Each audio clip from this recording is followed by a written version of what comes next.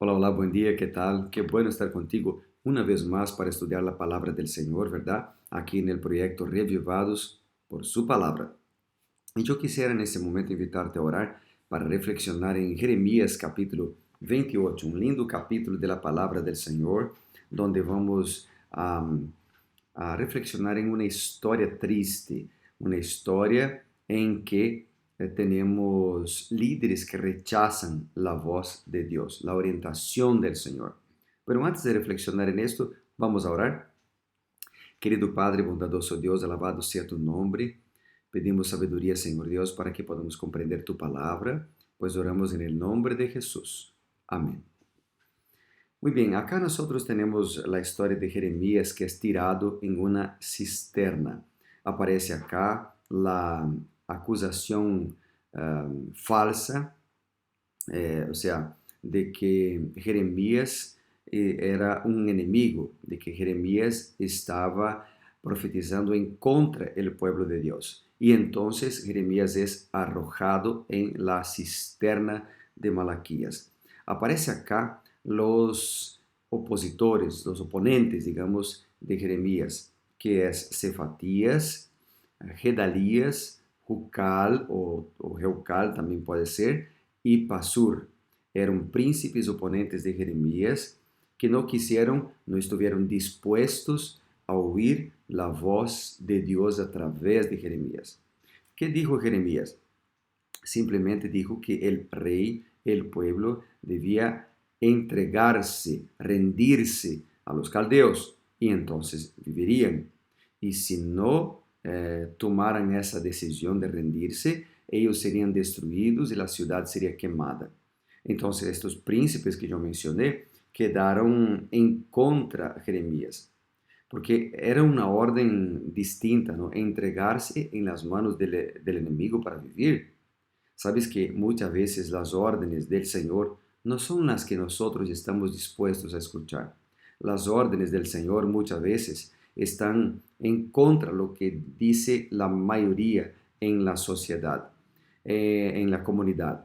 Las órdenes del Señor muchas veces son órdenes que no están, digamos, políticamente correctas. Las órdenes del Señor muchas veces son órdenes que parecen extrañas. Pero si nosotros estamos dispuestos a obedecer las órdenes del Señor que están registradas en la palabra de Dios, seguramente vamos a obtener éxito, vamos a ser victoriosos. Por ejemplo, cuando la Biblia dice que nosotros debemos dar la cara a los que nos golpean, es una orden extraña. Cuando dice que debemos perdonar a los enemigos y orar por las personas que nos persiguen, es una orden extraña, ¿verdad? Pero si nosotros obedecemos la orden de ser fiel, honesto, bondadoso, en medio de un mundo que no tiene esas características, nosotros vamos a cosechar bendiciones. Acá Jeremías estaba orientando un pueblo que no quiso, no anduvo en los caminos del Señor y ahora perdieron la protección del Señor.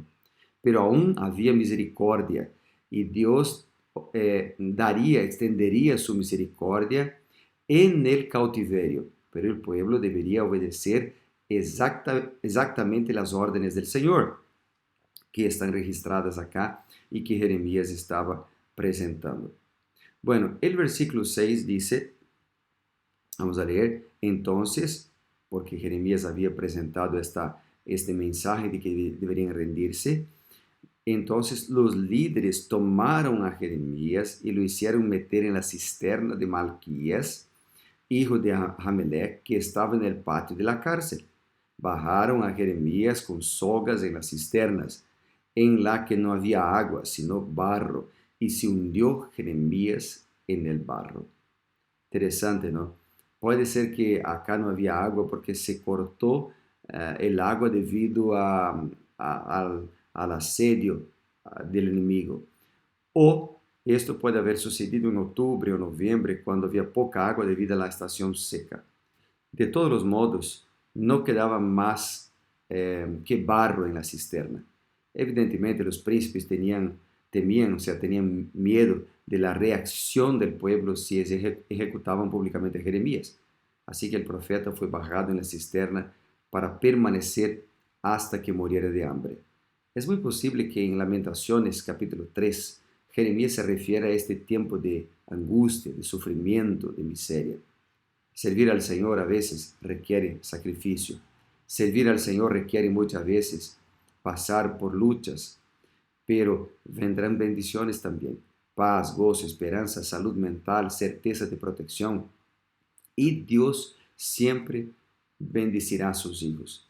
Por ejemplo, el versículo 7 menciona un nombre, Ebed-Melech, un etíope, un eunuco, que era de la casa real, y él fue levantado por Dios, un hombre fiel, ¿no? Para hablar con el rey, para sacar a Jeremías de la cisterna. El rey fue tocado por Ebed-Melech, la verdad, tocado por Dios a través de Ebed-Melech, y sacó, o dio órdenes para que Ebed-Melech pudiera sacar Jeremías de la cisterna. Y a través, con sogas en las manos y con trapos, sacaron Jeremías de la cisterna. Querido amigo, nosotros podemos ser un instrumento de maldición, como los príncipes Cefatías, Gedalías, Pasur, Jucal, o podemos ser un instrumento de bendición en las manos del Señor. La decisión es nuestra.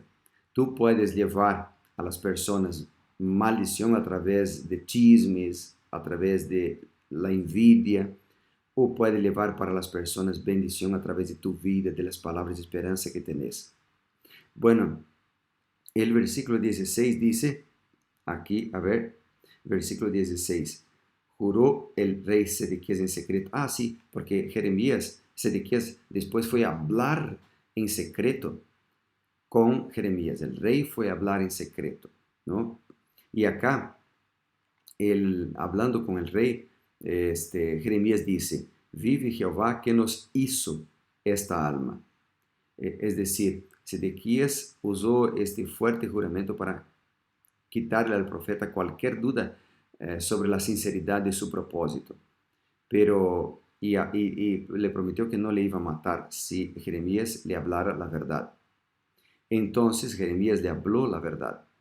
Jeremías dijo a Sedequías, así ha dicho Jehová. El mensaje era un mensaje de Dios, no de su boca.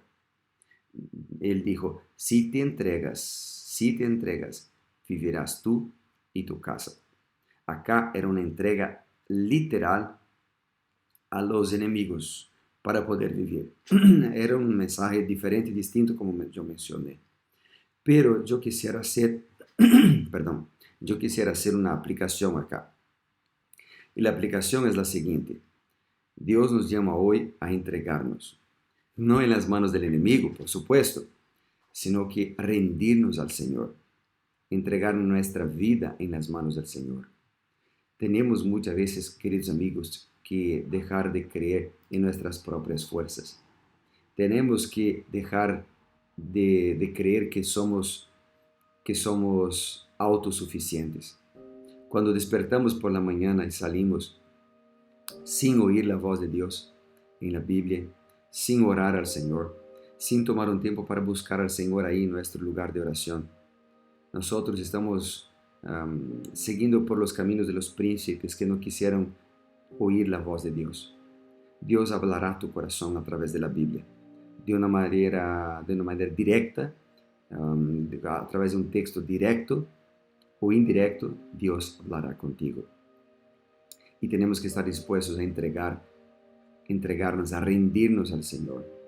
Dejar de confiar en nuestras propias sabidurías y fuerzas. Dejar quebrar, romper el orgullo del corazón y estar dispuesto a oír la voz del Señor. Queridos amigos, el versículo 20 dice, oye ahora la voz de Jehová que yo te hablo, y te irá bien y vivirás. Quizás este es el llamado del Señor, no solo para Sedequías, de Jeremías para Sedequías en aquel entonces, para entregarse a un pueblo literal, sino que también es la palabra del Señor para vos, es la palabra del Señor para mí, es la palabra del Señor para nuestra familia. Oye ahora la voz del Señor y todo te irá bien. Oye ahora la voz del Señor y vivirás.